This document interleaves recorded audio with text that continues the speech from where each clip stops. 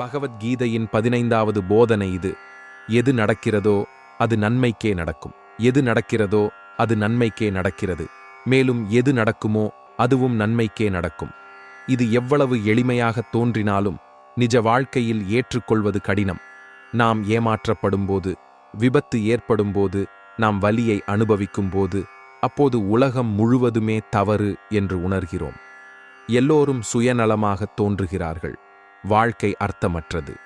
ஆனால் அந்த வலியிலிருந்து வெளியே வந்ததும் அந்த வலிதான் உன்னை வலிமையாக்கியது என்பதை அப்பொழுது புரிந்து கொள்கிறாய். அந்த அநியாயம் உங்களை எழுப்பியது. நீங்கள் வாழ்ந்த நபரை உங்கள் சொந்தமாக கருதி உன்னை ஒருபோதும் புரிந்து கொள்ளவில்லை. அவர்களுக்காக உங்கள் முழு வாழ்க்கையையும் நீங்கள் கொடுத்தீர்கள். உன்னை மதிக்காதவன்.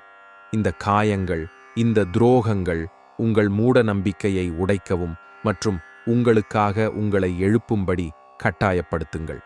தாய் தன் குழந்தைக்கு கசப்பு மருந்து கொடுப்பது போல் குழந்தைக்கு அது பிடிக்கவில்லை. ஆனால் அதே மருந்து அவரை குணப்படுத்துகிறது. அதுபோலவே வாழ்வின் துயரங்களும் நமக்குள் மறைந்திருக்கும் நோய்களை குணப்படுத்துகின்றன. நம்பிக்கை, இணைப்பு, அறியாமை நோய்கள். இந்த உலகில் உள்ள அனைவரும் முகமூடி அணிந்துள்ளனர் என்பதே உண்மை. மக்கள் தங்கள் நோக்கத்தை நிறைவேற்றும் வரை உங்களுடன் இனிமையாக இருப்பார்கள். ஆனால் அவர்களின் நோக்கம் முடிந்தவுடன் அவர்களின் உண்மையான முகம் வெளிப்பட்டது.